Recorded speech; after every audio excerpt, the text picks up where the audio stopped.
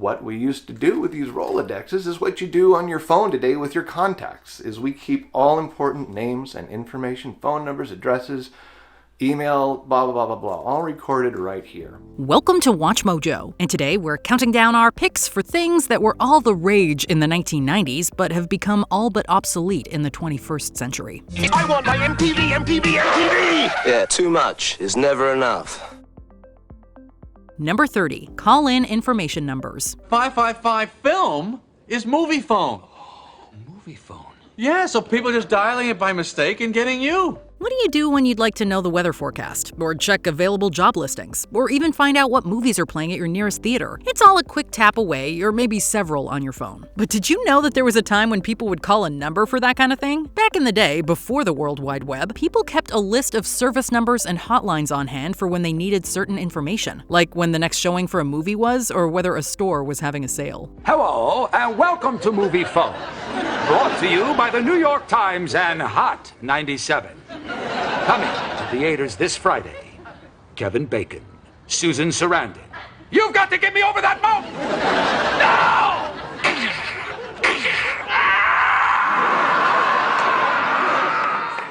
No! There's no higher place than Mountain High.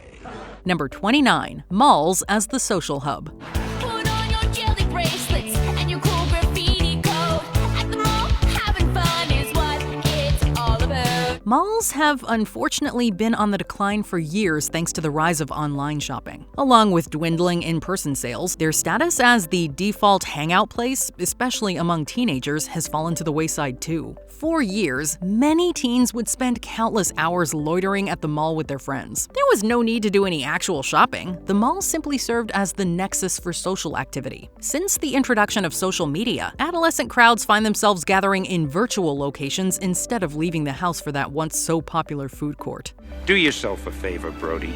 Don't wait. Because all the money, all the women, even all the comic books in the world, they can't substitute for that one person. Number 28. Printed movie listings. We give it another day, 2 days max. And we check the papers again, and if there's still nothing in them, we phone them and say, It's a Sunday afternoon and you're trying to come up with something to do. Flipping through channels on TV, you see a trailer for a new movie that looks pretty good. If it's 2025, you open your phone and Google when and where it's playing. But if you're back in the 1990s, finding the movie listings wasn't as easy. Many Gen X kids will remember having to pick up a copy of the newspaper to find out when and where certain movies were playing. Usually buried in the local entertainment section, printed movie listings were the norm. Oh, Odie, look, your movie's coming out, see. Get the back of George the Jungle. George of the Jungle. Number 27. UPN. I used to think I knew what tore our family apart. Now I'm sure I don't. But I promise this. I will find out what really happened, and I will bring this family back together again. I'm sorry, is that mushy? Well, you know what they say. Veronica Mars. She's a marshmallow. Fun fact, did you know that the television network The CW was actually the merging of two other networks, UPN and the WB? Paramount Pictures had been trying to get into the TV network business for decades with several failed attempts. They finally broke through and launched UPN in 1995 with the 2-hour pilot episode of Star Trek Voyager bringing in 21.3 million viewers. Over the next decade, the network showcased other hits like WWE SmackDown, Veronica Mars, and America's Next Top Model. After a decade of programming, UPN ceased operations as it merged with the WB in 2006, giving us the CW, which initially held on to much of both networks' original programming. The Sentinel. All new tomorrow on UPN. Number 26. The Steve Urkel doll. Whatever your opinion of him, Steve Urkel was a staple of 90s television. Hi, Laura. I hear you can't get a date for the dance. So you want to go with me? The breakout character of ABC's Family Matters, Urkel was the annoying neighbor who always got in the middle of all the Winslow family affairs. The character was so popular among audiences that he even inspired a doll sharing his likeness. Pull back his string and he'd utter one of a handful of his signature catchphrases. But as time passed and the show went off the air, Urkel's doll became yet one more piece of 1990s history. Let me introduce you to the Urkel doll. Number 25. LAN parties. Today, when you think of multiplayer gaming, the likes of Fortnite and Grand Theft Auto may come to mind. Countless players across the globe play with or against each other, all thanks to the wonders of the internet. I am the Sword Master! Yet there was a time when groups of friends would haul their gaming machines into a single room, connect them through cables and networking gear, and play literally face-to-face. Even colleges and universities would see students leveraging the school's network to battle it out and see who could win the next round of Quake. LAN gaming held a certain real-world vibe that seems to have unfortunately faded away with the advent of high-speed internet. And I just been playing for hours every day. At one point I played 19 hours straight, just Counter-Strike. It was fun. Number 24. Rolodexes. Are you familiar with what this is?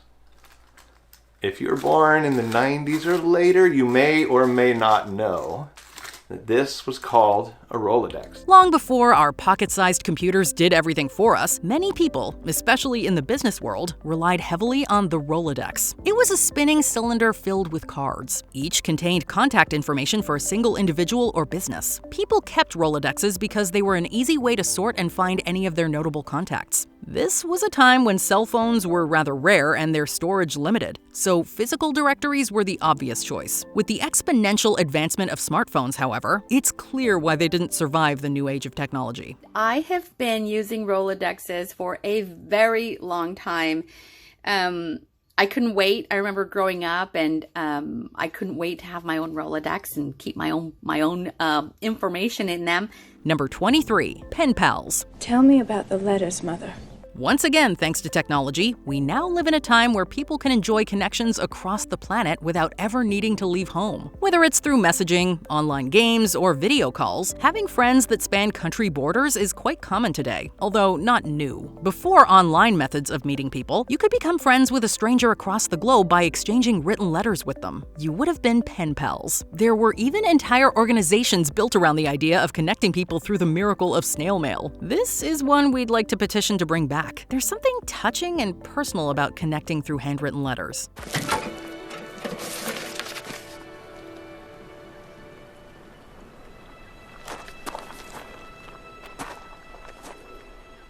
Number 22. Adobe Flash.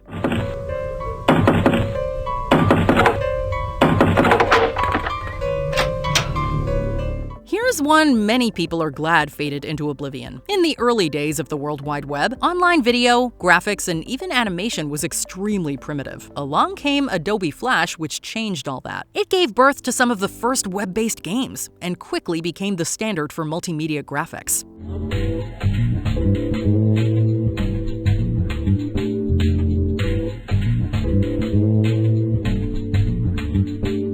However, as time went on and technology evolved, the issues with Flash became more and more apparent. Security concerns and poor support for mobile devices were among the biggest complaints.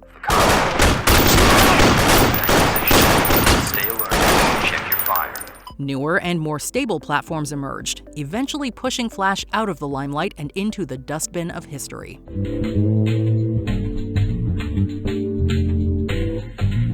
Number 21. MTV music videos. I want my MTV.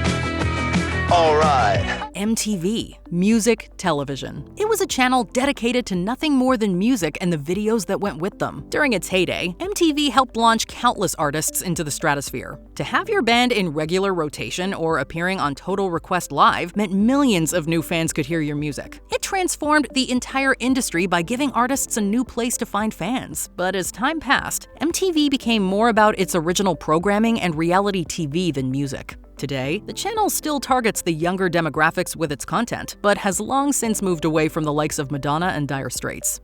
That ain't working. That's the way you do it. You play the guitar on the MTV.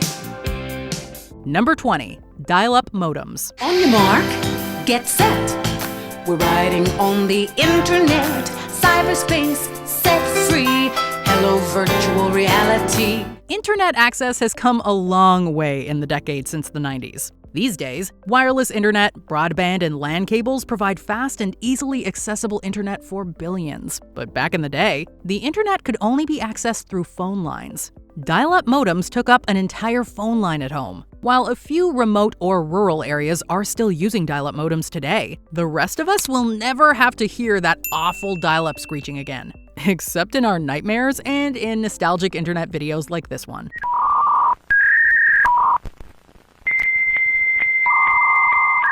Number 19. Butterfinger BBs. There are plenty of discontinued candy products from the 90s. One of the most beloved are Butterfinger BBs. These bite-sized balls of Butterfingers were easy to pop in your mouth and still maintained the full-sized candy bar's unique texture and peanut buttery flavor. Plus, they were advertised by Bart Simpson. Yeah? Well, Bardo says eat my shorts. Unfortunately, despite the campaign slogan warning that nobody better lay a finger on our Butterfinger, the BBs were discontinued in 2006. Nobody better lay a finger on my Butterfinger. Although no official explanation has been released, some have theorized that the BB's chocolate coating, which melted easily, may have been responsible. While a similar, smaller Butterfinger version was released called Butterfinger Bites, they never attained the same popularity. Ay caramba. See you later, homeboy. Number 18. Encarta Encyclopedia. You are a learner, questioning the world before you. New Encarta World Atlas from Microsoft. During the 90s, the internet was not the trusted source of information it is, well, can be today. Online encyclopedias were still in their infancy. Before the rise of Wikipedia, there was another computer-based encyclopedia called Encarta. Launched in 1993 and originally packaged in DVD form, this annually updated program contained thousands of informative articles on a wide variety of topics. Not only did Encarta include text, there were also videos, pictures, and even trivia games. Over 900 exciting enhancements to articles that feature guest essays, historical documents, magazine and newspaper stories from the people who were there. However, naturally, the rise of online encyclopedias ultimately led to Encarta's downfall, and Microsoft ceased its publishing in 2009. Number 17. Minidisc players. During the 90s, audio formats were still very much a competition. One often forgotten contender is the Minidisc. Published by Sony, these miniature discs were envisioned as the next big thing to replace cassette tapes.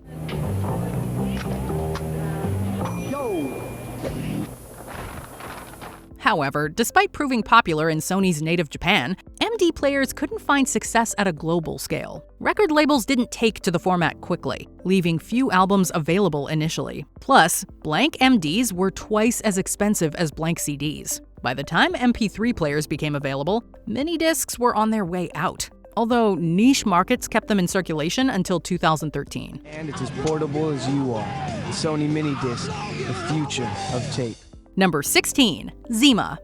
The 90s saw a trend of clear drinks, and alcoholic beverages were no exception. Coors got in on the trend and created Zema in 1994, a clear malt beverage intended as an alternative to beer. What if there wasn't any beer? Sorry, guys. Never heard of it.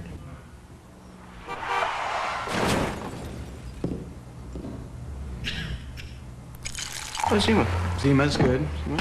While the beer found more success among young women, Coors did their best to market it towards a male consumer base. In the end, most didn't especially enjoy the taste, and the product began disappearing from shelves, at least in the West. Coors discontinued Zema in North America in 2008, but the beverage remained popular in Japan until 2021. I had a Zema once. I don't get it. Number 15. Pogs. Playground games come and go. During the early 90s, the biggest one was easily milk caps or Pogs. They're Pogs. They're milk caps. They're Pogs. It's a game. You stack them, and then you whack them. Players would stack cardboard discs with pictures printed on them. Anything from cartoons to sports logos. Then another larger disc, called a slammer, was used to knock down as many Pogs as possible. Because each player would often keep the Pogs won this way, it was viewed by many schools as a form of gambling, leading to widespread bans.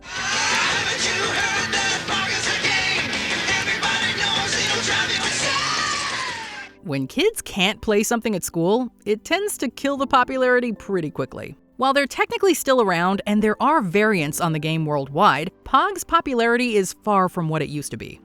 Number 14. CRT computer monitors.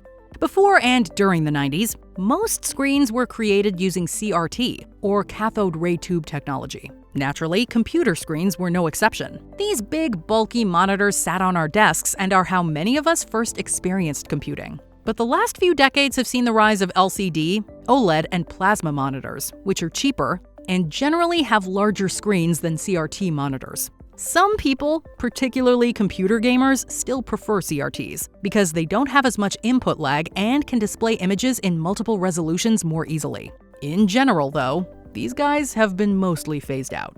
Number 13. Gaming magazines. Video games were still considered a niche industry in the 90s, so they weren't mainstream enough to be covered extensively on TV or the still newfangled internet. It was all about running out to the mailbox to find that new issue of that video game magazine. Enter gaming magazines. If you were a 90s gamer, chances are you were subscribed to one or more gaming magazines. Electronic Gaming Monthly, Nintendo Power, Computer Gaming World, Tips and Tricks. These publications gave gamers detailed articles on upcoming games, walkthroughs, cheat codes, and reviews. Plus, they had a surprising level of reader interaction from major publications. Tragically, most gaming magazines ceased publication as the rise of internet journalism made the old monthly issue model obsolete. Why wait to read about it in a magazine when it's already online?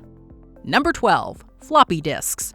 Movable computer storage in the 90s used to take the form of small 3.5-inch floppy disks, although the name is a bit misleading for those disks, which, unlike the disks of the 80s, weren't floppy at all. When you needed to save or move information between computers, floppy disks were everyone's go-to. You just popped them into the fabled A drive and off you went. They were so widely used that the save icon in most programs is still the floppy disk to this day. But as technology progressed and storage capacity and needs expanded beyond a few hundred kilobytes, floppy disks are no longer in wide circulation. But if you're missing them, they're still sometimes used for emergency booting in older systems and in other industries like aeronautics. Number 11. Appointment TV. Once upon a time, we scheduled our lives around what was on TV. This was because if you didn't see a show or a sporting event when it aired, you didn't see it at all. Each time an episode aired, everyone was talking about it the next day. And sure, sometimes you could tape a show and watch it later, but sometimes working VCRs was more art than science. Appointment television was the norm, and so networks did big ratings when a show hit it big. All your favorites and all new must-see shows! Of course, streaming platforms now make it easy to binge shows or watch them at your own pace. While some streaming series do release episodes weekly and the concept is making something of a comeback, appointment TV isn't mainstream again quite yet. This is the way. This is the way.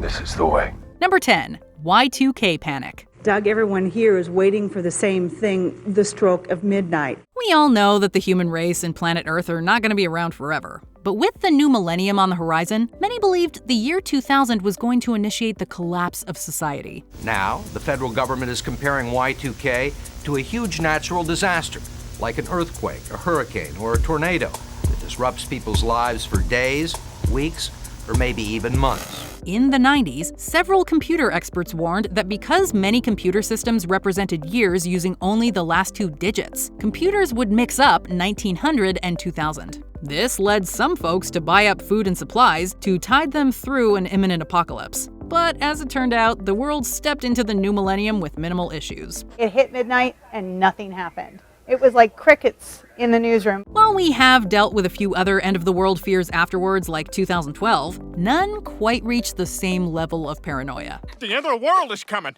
Now come on, get in your radiation suits. Peter, we are not missing a once-in-a-lifetime event because of some wacko doomsday theory. Okay. Number 9. The Windows 95 3D Maze. Screensavers aren't all that common anymore now that most of our devices have a sleep function to conserve power. In the 90s, however, there was one screensaver you'd see in many homes: the Windows 95 3D Maze. Here, you're basically watching your computer play a video game as it automatically takes left turns until finding the smiley face, thus resetting and generating a whole new maze. There was something really mesmerizing about it between the artificial intelligence and guessing where the face might end up. Honestly, why hasn't Microsoft made a full-fledged game out of this? Number 8. The Delia's Catalog.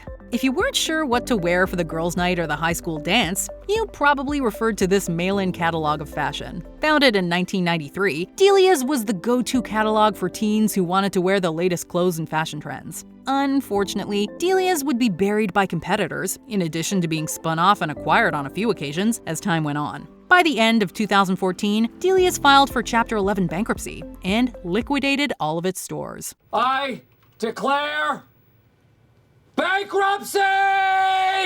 While it tried to bounce back as an online-only store in 2015, this venture was a complete failure. Now, you can only get their clothing through the Dolls Kill brand. Number 7. Orbitz. Yes, it's the magical beady beverage that is featured on many a WatchMojo list in recent years. Is it a bug? Did someone mistake your beer for an empty and put their cigarette butt in there? With Orbitz, there was no mistake. This obscure, non-carbonated drink was manufactured with a small variety of flavors to quench your thirst and hunger. From raspberry citrus to vanilla orange, the beads and beverage made for a unique type of drink. Alas, Orbitz would live a seriously short life because of its terrible commercial performance. Given the presence of gelin gum and high sugar, one can hazard a guess at why folks weren't picking these up off the shelves, especially when seeing the edible orbs inside. Number 6. The iMac G3. You gotta see this thing in person, but I'll do the best I can with video. Apple's Mac computers have come a long way. Today, design is all about improving battery life, making everything as thin as possible, and getting berated about updating iTunes even if we don't use it. But in the late 90s, a common Mac computer looked about as chunky as a CRT television set. The faster, sleeker, quieter, redesigned, and even easier to use iMac. The teal-colored Macs with their translucent Bondi blue shells were especially a huge success for Apple. But looking back, these desktop computers were also incredibly hefty and awkwardly shaped. That's because it wasn't just a monitor. This was the computer itself. Heated leather seats sold separately. Just seeing pictures of these makes us glad schools are using laptops instead. Number 5. PB Crisps. Yeah, we gotta squeeze another food product in here, and this is another snack that's popped up on our lists before. PB Crisps was a special kind of sweet treat from Planters, consisting of peanut-shaped cookies filled with peanut butter inside. Inside the center so sweet, peanut butter cream, oh, a treat. And if you wanted an addition to peanut butter, you could buy bags of the cookies that were also filled with chocolate or strawberry. Sadly, these snacks were not around for long due to low demand, and have become a relic of the mid-90s. To this day, there is still a group of dedicated fans clamoring for the product's return, even going as far as to make a website dedicated to the cause. Number 4. AIM, also known as AOL Instant Messenger. Just fire up that machine and off you go. You got mail! It's been a hot minute since we heard anything remotely relevant to AOL. While AOL currently exists and was acquired by Verizon in 2015, AIM ceased operations in December 2017. AOL's announcement said simply, goodbye. We're shocked too. This service was introduced way back in 1997 and became the leading messaging service in North America for roughly a decade. Wherever I go, I stay connected with everyone in my life. It's really easy to stay in touch. But as tech giants like Google and Facebook started taking over, AIM lost all purpose. I remain confused, empty. What am I evolving into? What is my purpose? I must know. Tell me! The two companies had better services and better security. Slowly but surely, AIM would begin shutting down features one by one, starting in 2007, before disappearing completely a decade later. Having failed to keep up with ever-evolving technology, we're forced to say TTFN to the iconic service and a simpler time. We can only hope will BRB. TTYL. Number 3. Netscape Navigator. She was 18 years old. She doesn't even know what Netscape is.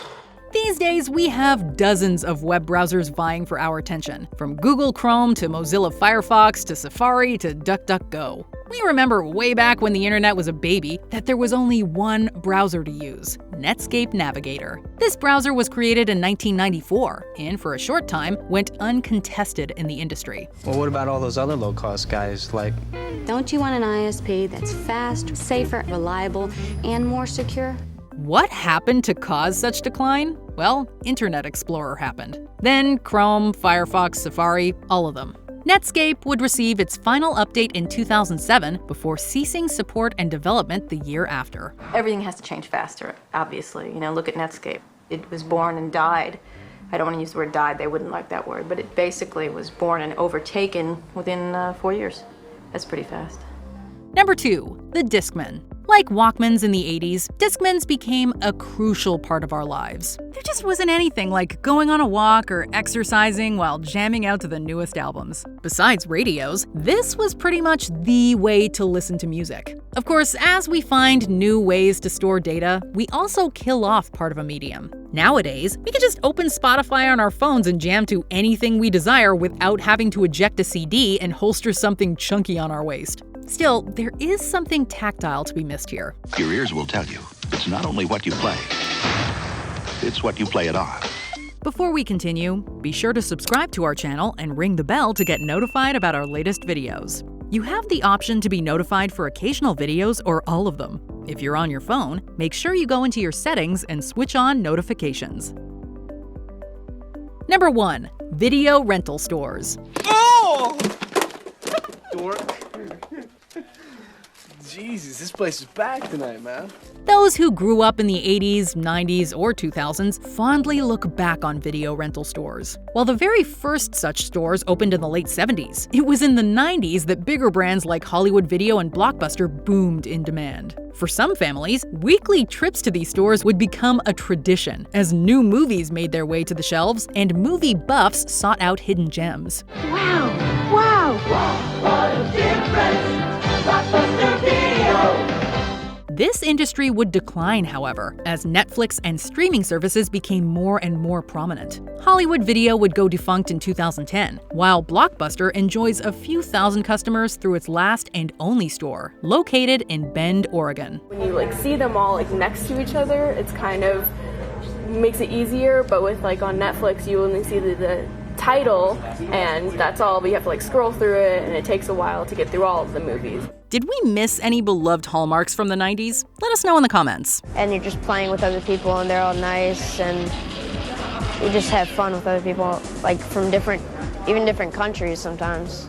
Did you enjoy this video? Check out these other clips from WatchMojo, and be sure to subscribe and ring the bell to be notified about our latest videos.